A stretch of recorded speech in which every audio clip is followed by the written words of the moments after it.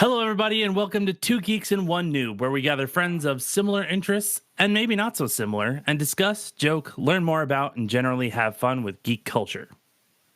Today, our topic is Wednesday, my dudes. Not that Wednesday. No, not that Wednesday. The Netflix series Wednesday, based on the Addams Family series. So, just to start off, what do you guys think? I was thoroughly impressed. Yeah, Did you get all the way? I did. There were a few things where I'm like, yeah, okay. But by and large, story, plot, casting, fantastic job.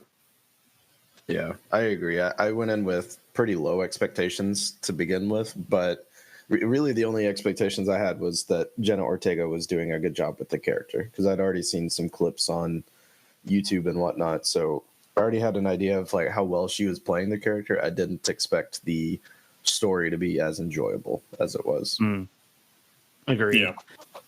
Yeah. I mean, as someone who didn't really particularly enjoy the original series and movies and stuff, and definitely not the newer like animated ones, I was thoroughly impressed by this one because I was like, wow, the story's really good, the acting is really good, and like I mean, that was really cool. I loved everything about it pretty much. It just speaks volumes to the quality of a show and a story when you have someone that respects the source material that's making it and directing it. And Tim Burton clearly had a respect. Oh, yeah. Well, I mean, Burton also did the original movies back from the 90s. Mm-hmm. So I feel like this is kind of a dream come true for him to return to that storyline and these characters in particular. Yeah. I know that I've got the IMDb up here, and it shows Tim Burton did 4 of the episodes, and then there's other people that did 2 episodes each. So Tim Burton did the 4, James Marshall did 2 episodes, and then Gaja Montero did 2 episodes. Okay, cool. Nice. Yeah. I will also point out that the casting I thought was pretty humorous, and I'm going to try to talk about this without any spoilers. But the fact that they brought in Christina Ricci to play a role in this was a little on the nose. So if you haven't seen the original films, Christina Ricci was the original actress to portray Wednesday in Addams Family and Addams Family Family Reunion. Yep. Family Reunion and Family Values. Sorry, got them backwards. That's right. Yep. Yeah, I fully enjoyed that as well, because I thought that I think she was one of the better parts of those movies, and then to bring her back was like, oh, okay, that's a nice nod to it. Oh yeah. And then the role that she played was like, oh, okay, all right. Yeah, exactly. Especially with some of her offhand comments later on in the series, where it's like, okay, basically having fun with the fact that she played the character before. Right. There was a little bit of parallelism in some of the dialogue between the two characters as well, which I thought was another humorous nod. Beyond that, there was another nod that they made in the cast that I really appreciated, and the casting of Gomez. Because in the 90s movies and in most adaptations outside of the recent animated adaptations, which, not a fan. Yeah. The portrayal of Gomez been this very suave, debonair, thin gentleman. Yeah. Whereas if you go back to the comics, he wasn't thin. No, not at all. And in fact, he kind of bordered on a little bit creepy. Not in a jovial sense, like, okay, that's a really weird thing to say, but more in a, I'm not sure if I want to be around you type of creepy. I mean, that nods to like the Addams Family theme song and everything. Like, just they're creepy and they're kooky. I mean, that's their whole thing. So it makes sense. Yeah. And I will also point out, I was pleased that they actually do throw in a particular family member, despite his backstory, and especially in today's climate for right certain attitudes. So a certain bald gentleman. Yes. Or not gentleman at all, but anyway. Exactly. I thought the way that his character was portrayed was pretty fun, and like I liked that the dynamic between him and Wednesday, just throughout the whole few episodes that he was present for, and just their back and forth, and the fact that they're like similar but very different, and just that relationship and respect that they clearly had for each other. Mm-hmm. Yeah.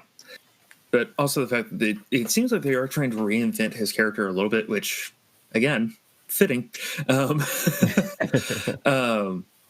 they're trying to that actually works with the story, works with the lore that already exists for the series.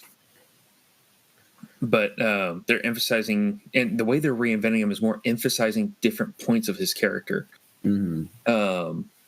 So like the nod of one of the last times we see him is kind of the nod, or rather one of the last times we don't see him is at the coffee shop. The sheriff walks in and suddenly he's gone. Yeah. Yep. And he just shows off that, oh, hey, we're looking for this guy. He's wanted for armed robbery or whatever. It's like, okay, yeah, that kind of fits. That tracks. Yeah. But yeah, going back a little bit to the parents side of things, where like you said, like you liked Gomez as the actor that plays him and everything. It took me a little bit to get used to that, because like for both of the parents, like Catherine Zeta-Jones, I thought looked the part, but for some reason just didn't feel right to me. For some strange reason, it just didn't mesh well. But then as I kept watching, it kind of grew on me a little bit, and I was a little less iffy about it, I guess. Yeah. But yeah, I don't know. Yeah, Luis Guzman did a fantastic job in his portrayal. Now, scripting, it kind of went into that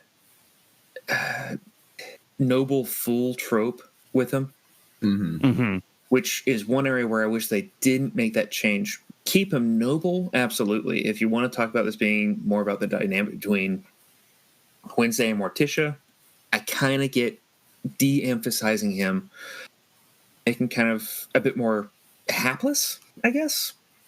That still doesn't seem quite fitting, but to kind of make him a bit slightly more dopey seems a little off. Now, where I will respect what they did in the background of it for all the background parts of the storyline, they do emphasize, like, no, he was a sharp kid. So, and well, I guess, never mind. Was going to say pun intended, but there be spoilers. I mean, we're not going to like break any ground by revealing like some stuff. So I'm not too worried about it, but okay. I don't feel like anyone that's listening to this either has already seen it or doesn't really care and is just listening to what we have to say. So spoiler alert for whoever hasn't seen it and cares. All three of you. Hey, we had like 30 something listens today. Right. So where were we? Right. So yeah, I appreciate how in the flashbacks they made a point to show off that no, he really was smart and really was capable, but he also had a deep sense of honor and chivalry that he was trying to respect. another point to that, they showed that the chivalry was respected. Yeah. And like even on her side of like she was very appreciative of that and showed it. Exactly. Yeah. So I mean, for what area at the dynamic of the Addams Family will mock, I think they've hit on the high notes that almost everyone can agree on. As far as, no, you show care, you show respect, and you appreciate people despite the ways that they're weird. Right. Yeah. Or in some cases, you respect them all the more for the ways that they are weird. Yeah. And that's our friendship. Exactly. Yeah. Not wrong. Not wrong.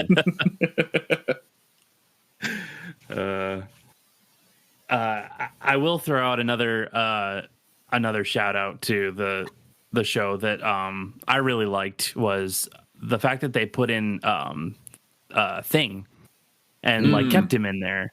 I really liked how they brought him in, and even the CGI was really good on it to or not CGI, but the whatever green screen or whatever they used was they did a really good job with it. They really did. That was honestly probably one of my favorite parts of the whole show. Yeah. Like the way he like was signing in his own version of signing and stuff like that. It was really cool. I will say, like right before we started recording, I looked up some of the old videos of the original Thing, like from the old series, and I was like, wow, they've come really far. It was literally just like a hand puppet like coming out of a box, and like it wasn't just cut off at the wrist or whatever. It like he kept bringing his arm up to see more of his arm, and I was like, that really ruins the illusion of it. Yeah. But then to get to this where they showed the stitching and the like the nub of his arm that like you could see it, and it was, I just thought that was really cool, and the dynamic between that or him and Wednesday and the love that was there. It wasn't even just him and Wednesday. It was him and really all of the characters that he interacted with on a regular basis. Like Enid, yeah. Him and Enid were hilarious together. Yeah. There was one point in the scripting where I don't know if they meant it this way or not, considering it's Tim Burton and he likes the whimsical. I'm guessing it was. But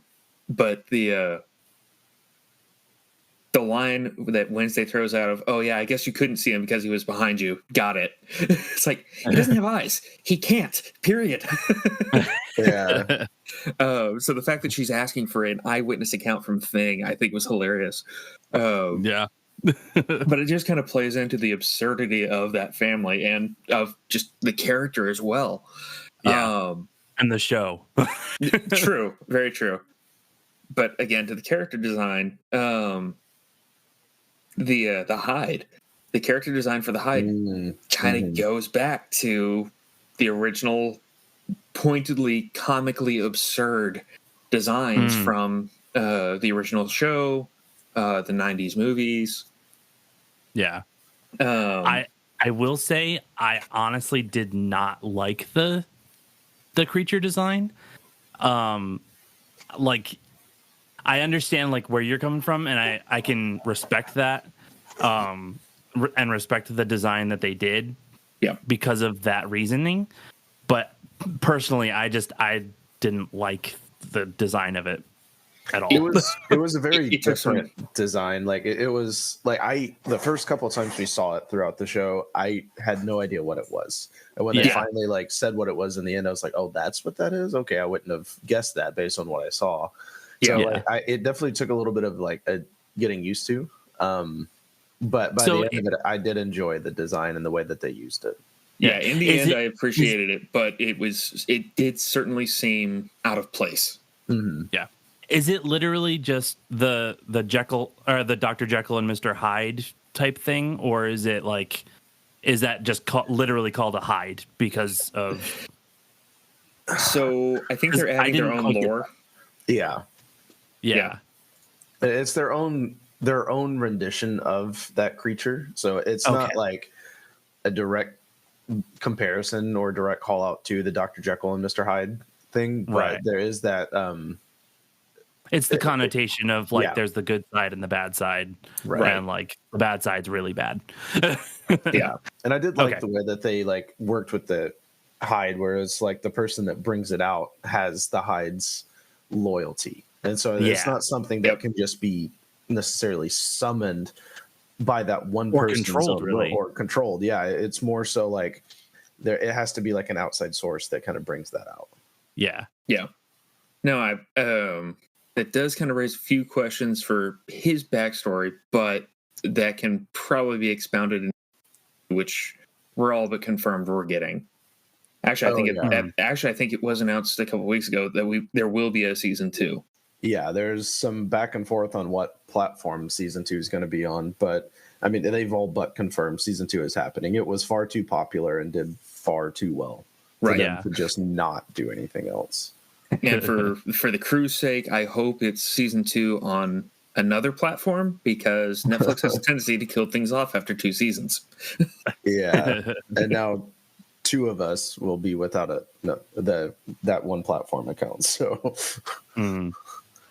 essentially, So would you say that like maybe HBO Max might pick it up or something? Like I feel like rumor has it for Amazon. Yeah, because I think they own the rights to that universe or whatever. So I think it's going to be Amazon that ends up getting it in the end. But I think it could do well on either one of those. I feel like HBO Max would have had a better take on it, though, in some ways.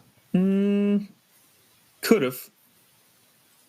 It just depends on who helms it, I guess. But it's an MGM. The production company over the Addams Family brand and label is, I want to say, MGM. So whoever has Stargate, they're going to be, they're likely going to be the platform hosting it going forward. Mm-hmm. Gotcha. Okay. So I mean, they definitely set it up pretty well for there to be a follow-up, like just the way that the whole season ended, which I won't go into the ending of the season, but just the way that it was set up with that finale, and again, the popularity and just how well received everything was. Like, it's all but certain that it's going to happen. I would be down for it. I definitely enjoyed the series. There's not many TV shows that I've sat down and binged 7 of 8 episodes in one sitting. So, especially when said episodes are 45 minutes to an hour long. Yeah. Right. Yeah. That's a commitment right there. Yeah. So I wanted to throw a couple of things out there, just for a little bit of discussion on the show. Because one of the things that kind of irked me a little bit about the show was that the monsters themselves. Okay, sorry. Let me preface this because one of the things was the idea that that like the world and the town, did they or did they not know that they were monsters? So like that, the first question there, if you guys don't mind answering that, if you know. Based on what I saw, I'm pretty sure that they knew. It was like a place, the Nevermore was like a school specifically for monsters and outcasts and whatnot. Yeah. So like, and they even commented on like the werewolves in the first episode, and or like when the cops found the one body at the beginning of the first episode, they're like, was this a werewolf? He was one of the Nevermore kids. Like, what happened? And so I think it was known that they were there. I don't think that the outcasts we'll go with outcasts because that's what they called them at Nevermore. I don't know that the outcasts were the majority of the population. They definitely seem like they're very much in the minority of it, but I do think it was known that they were there. Yeah. Okay. They're known that they were there, but they're not quite a kind of an X-Men dynamic where it's like, oh no, you're one of them. Yeah. You're probably going to have that reaction if they expand beyond the Jericho and Nevermore Academy setting. Mm-hmm. There's probably going to be some of that reaction going forward. Again, speculation. Yeah. But it seems like they were very much known as, okay, yeah, they're there. They might be rare, but they're there. Right. Yeah. Okay. So another question I have is, do you guys think that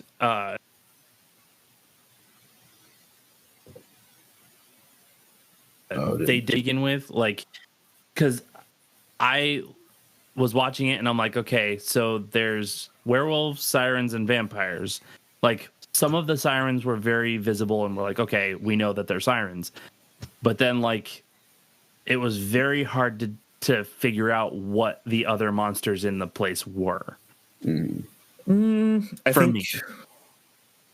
think most of the vamps had sunglasses or some form of shade with them.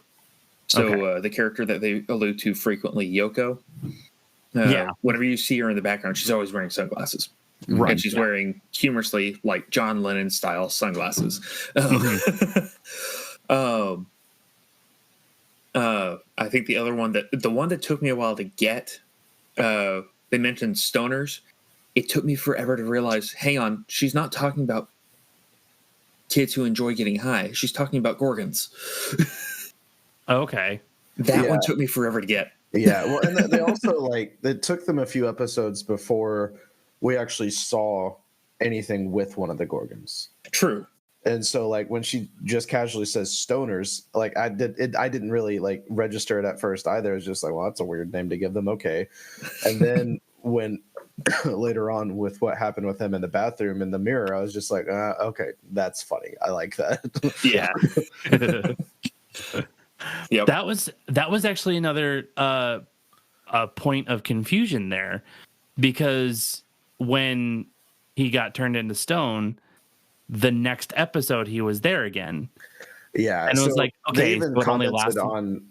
They had commented on it with Enid earlier in that episode when she had commented on how she wasn't afraid of being stoned because it would only be a short-term thing. Okay. And so they did kind of like set that standard beforehand.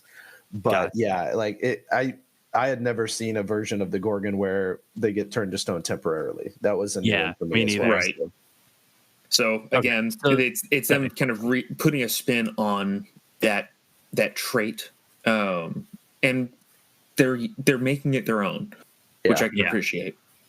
Slightly less making it their own. Well, they're making it their own in an entertaining way as well. It's not like they're just making changes for the sake of change. Like, the changes were done as part of the story, and they were entertaining parts of the story. So, like, I think that a lot of the changes and the stuff that they did worked really well. Yeah. And also that the showrunners knew that. They knew they were doing that with the show, and also used that opportunity to make commentary on other cultural things going on right now. Mm-hmm. That one in particular, a certain aside comment that the sheriff makes towards Wednesday, was like, I heard that, I'm like, oh no, he did not just say that. Wind it, like, holy, oh yeah, he did. Okay, yeah, they're calling other media out. Mm-hmm. And I just thought it was funny. It's the fact that they're very self-aware, and frankly, I mean, even the original show was fairly self-aware. Yeah. Well, it, like, kind of leans into that idea that's like Tim Burton and the other directors and whatnot aren't just sitting there like kind of assuming stupidity on the audience's part. They're like, no, you're smart enough to pick up on these things. You may not pick up on all of them, but we think that you're going to pick up on the little back end stuff that we're making comments and jokes about. Oh yeah. Yeah, that's pretty cool. we've got to talk about the that famous school dance scene, because that kind of took off in infamy with on internet. So yeah, that's definitely a very iconic scene. It's one of those. It's funny because it's like I was watching an interview with Jenna Ortega where she was commenting on how she thinks about that scene regularly, and she's annoyed with herself. She's like, I feel like I could have done more. I could have done this. I could have done this. And it's like, it took off and became a trend on the internet for an extended period of time. Like, I don't know what else you could have done that would have changed it. Like, because everyone really loved the way that you did that scene. So like, I don't know what else you want. Yeah. The funny thing is like, I'll start scrolling through Instagram or whatever, and the Instagram reels and stuff will come up, and there'll be like 20 videos of people recreating the scene, and it's just like, that's so cool. I love those. I love it when people do stuff like that, where it's good, clean fun, and just like copying something that was very well done. Oh yeah. Well, it's like, it's just like the randomness of it, because no one really knew what to expect in that. It, like, knowing Wednesday's personality, they're like, is she even going to want to dance, let alone like do anything that doesn't look like she's just a wooden plank out there not really wanting to move. Like, so, and when she like just kind of pops off and does something entirely different, it's like, oh, I was not expecting that. Yeah. And all of that with a straight like face of just pure evil. And anytime the camera was on her face, she did not blink. And that's another thing I want to bring up in more detail later. But like, she didn't blink. She was completely straight faced and just doing these wacky dance moves. And it's just like the genuine surprise on the cast members' faces. Like, it's probably what, like, genuine surprise. And they're just like, no, that's good. Go with it. Let's use that. Yeah. So it was just, the dance was very fitting to the character's style, where it is rigid, but there's still this whimsy. Yeah. But again, a lot of the poses she would strike during the dance were more of we saw her kind of do the back bend, like she was in one of her visions. If another scene where it was she was kind of almost pantomiming being in the guillotine. Another where she's in the chair, whatever. It's very fitting for the character. But another particular movie that she went, she briefly mimicked the scene of Wednesday dancing in the original show. Yeah, very briefly. Like, it was barely there. Yeah. But the fact that it was there at all shows, okay, she did her research on the character. This wasn't just a, hey, here's the script, run with it. It was no, this is an established character that's been passed down. It was the fifth person, including the original animated series, to portray the character. So, yeah, she did her homework on this. It was great. I remember her mentioning in an interview that she had done a lot of research and was like really excited about the character. And she was like really wanting this part. And this was one of the parts she was the most excited for. Apparently she was like on set filming something else when she had a phone call and kind of did her like semi audition / interview with Tim Burton over video call. And she was like, had the like fake blood and everything from the character she was playing for that. And so she's like still in costume for that other thing, talking to Tim Burton about this one. And she's sitting there was like, man, it probably didn't go well. I was in a costume for something else. And then like ended up getting the part. She was like, oh, neat. Okay. Yeah. Nice. I think that's a cool thing too. Like what you mentioned about like her doing the research and everything.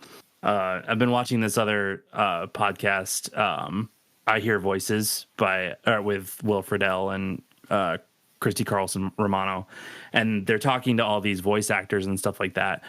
But everything that they've said, like they keep saying, is that like you don't want to, like when you're an actor, you don't want to do the person acting as the character. You want to you want to be playing the character. And I'm sorry, feel you like say that, and all I can think of is Tropic Thunder. I'm the dude playing a dude playing another dude. Exactly. You don't want to be doing that. You want to play the character that you've been given, but you also want to respect the source material and know that there's that character trait that person specifically put in there because that's what they saw in it, Right. And that's a perfect example, I feel like, is that she did her homework to what the original actresses put in there, and then she made it her own. Right. So I thought that was really cool. I love that. Which kind of goes back to the casting choices as well. By having Miss Ricci on set in another role, that allows for the opportunity to just tap in like, okay, I'm stumped. If it were you still portraying the character, what would you have done? Yeah. Yep. And I can only imagine those conversations happened behind the scenes. I'm sure. I would not be surprised. Considering the respect for the source material that everyone showed, I would be pretty surprised if they didn't. Yeah. And another thing I'll point out, though, is, and again, sorry to harp on the casting, but it was just, they did an absolutely exquisite job with the casting. And again, yes, some of it took some getting used to, but at the same time, very well done to the point where on the other in the series, you kind of look back like, holy crap, they really were that character. After Addams Family Values and Family, everyone just kind of pictured Angelica Houston as Morticia Addams. There couldn't have been another one. Now, moving forward, it's like, holy crap, we found another one who is a dead ringer for the character. Same there. Some of the lesser characters in the series, so like Pugsley, honestly, he kind of fit the role. Small part in the series, but he fit the role and he did a good job. My only hang up was Uncle Fester. I will always see Dr. Emmett Brown, Christopher Lloyd, playing Uncle Fester. The idea of him standing on top of one of the grotesques at the mansion, howling at the moon, it will always stick with me as, no, that's Uncle Fester. Yeah, there's always going to be that one that really stands out as like, no, there will never be another person that plays that character that does it that well. Yeah. Right. Yeah. So another scene that we absolutely have to talk about is the cello scene. Which one? Oh man, that was the cello scene from the first episode. The cello scene. First one, okay. Oh man, that was. Oh, that is arguably my favorite scene in the whole season. Yeah. Like I legitimately watched that scene like 6 times back to back when it first happened, and like I just couldn't get enough of it. It was so good. Yeah. I loved it as well. It's one of those, for me being a musician, it's one of those like dream moments of like, I wish I could be standing there doing that, or it's playing my own instrument doing that. It's one of those things. It wasn't just the music; it was the music with the way that the camera was moving throughout the scene. So it was that combination of the way the scene was shot, the music that was placed in there, like it just all worked so well. And again, just going back to Jenna Ortega keeping that straight face and not blinking the entire time, and just that seriousness as she's going through the music, and just watching everyone's different reaction, like, oh, that's coming from her. Yep. Well, I mean, the other thing so about beautiful, that, the other thing about that is notice the song that she was playing. It's Rolling Stones' "Paint It Black." So she's playing "Paint It Black," which is kind of her attitude towards everything when she gets there. Is well, it's not my color scheme, so hang on, I'll be back in a little bit. But then what we're seeing beyond whenever the camera is off of her during that scene, it's all other people reacting to her now fitting in or trying to make Nevermore her home. Mm-hmm. So you have reactions of, what do I do with this person? Attitudes of, hang on, I've seen her before. All these ideas where it's kind of like her going there was intended, but at the same time, no one saw it coming. And so now it's everyone else reacting to her, what is basically an homage to her attitude of being there at all. Mm-hmm. So it's very much this tinderbox moment. And the filmography, the score, fantastic job. Man, I love that scene. Like, I made David sit down and watch that scene before he even watched the show. I was like, no, you have to watch this scene. And like, you were right. I just like, Dan was like, no, don't spoil it for him. I was like, no, he's watching this scene now. I say that was right after our last recording session too. It was like, nope, you gotta watch it. Yep. And actually, it was funny because whenever y'all were talking about that scene, I asked if it was a particular cover, and then found out that the other cover I was talking about is used later on in the series. So the cello music was done by this other band that I was initially thinking like, oh yeah, that song would be perfect for this series when y'all started talking about it. Mm-hmm. And credit where it's due, the band was Apocalyptica. Okay. And they made themselves known initially because it was on their first album with what was it? Metallica on 4 cellos. Okay. And they one of their standout covers of Metallica is Nothing Else Matters. Which they end up playing later on in the series as a backing track. That's why you texted us later on and you were like, they're playing that song. Exactly. Oh, yeah, exactly. That's awesome. I think one of the cool things too that they did with this one was some of the other characters that had different powers or abilities that I hadn't really seen personally in other source material. So, for example, with Thorpe and his ability to make drawings kind of come to life, how even whether it be like briefly or whatever, but his ability to do that with his drawing, like that was something that was really unique. And I personally hadn't seen that in anything else before. So yeah, like when he started kind of showing off those powers, it's like, oh, that's really cool. That's really different. Like I like that. Yeah, definitely. Really hope that they expand on that later. Yeah, because they never really explained it. He just demonstrated what he could do, and then that was kind of the extent of it. Right. Yeah. It kind of reminds me of the show Heroes, where like they had the guy that could paint the future, which was a different kind of way of showing, like the prophetic powers and stuff like that. Of like, oh, I'm seeing this and now I'm painting it, whereas this guy is like, I'm painting it, now you see it. Yeah. So it's just that different way of going about different things. I agree. I like that a lot. And the fact that they used that to kind of set up some of the later plot points afterwards, it kind of explains why Wednesday believes what she does coming into the last episode. Yeah.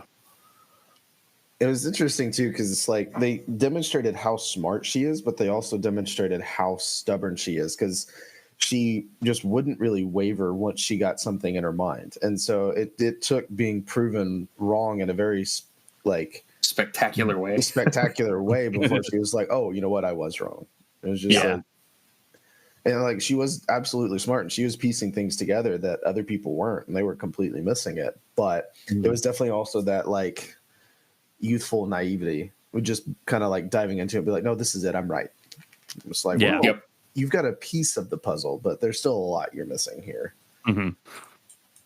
Yeah. And that's kind of another thing too about the show was like seeing her development in the show of like being very shut off and very very much Wednesday Addams and like just kind of bringing that like that growth of I can be wrong. I should have another perspective. I should, care about other people and stuff like that. Where, like, as far as I've ever seen, I don't remember the movies that well, but like, there was really never that growth in the character from what I ever saw. So it was like to see that and see a character with such a strong personality like that to what she was at the end, where it was just like, oh wow, that's like she's still her, but you can see the change in her perspective, and I just like that a lot. Changing her perspective and just like getting to the point where she was more willing to learn and listen. Yep, and in a genuine way, not in a way to kind of just placate somebody else. Right. I will listen so that you will shut up. Yeah. Right. Yeah, I like that a lot. Yeah. And for whatever reason, I'm just thinking back to a particular scene in Family Values where they're at the summer camp and one of the camp counselors says, "Oh, why don't you just go ahead and give us a smile?" She starts to give this smile and all the kids start crying and one kid starts yelling, make her stop.